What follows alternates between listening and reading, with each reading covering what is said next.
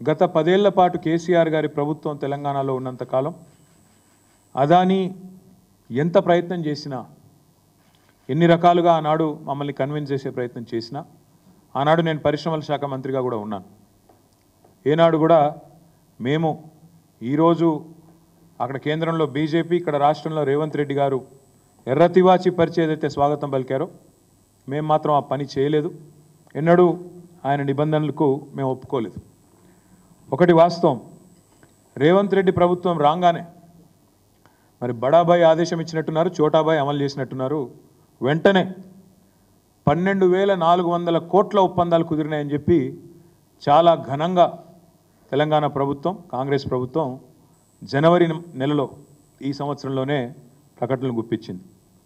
అందులో 5,000 కోట్ల రూపాయలతో గ్రీన్ ఎనర్జీ కోసం 2 పంప్డ్ స్టోరేజ్ యూనిట్లు, అదేవిధంగా 5,000 కోట్లతో 2 డేటా సెంటర్లు, 1,400 కోట్లతో అంబుజా సిమెంట్స్ ఫ్యాక్టరీ, 1,000 కోట్ల రూపాయలు ఇంకొక ఏరోస్పేస్ రంగంలో అని చెప్పి వారు ఆనాడు 12,400 కోట్ల రూపాయలకు సంబంధించిన ఎంఓయూలు, మెమరాండమ్ ఆఫ్ అండర్స్టాండింగ్స్ చేసుకున్నట్టుగా ముఖ్యమంత్రి గారు చాలా ఘనంగా చెప్పారు.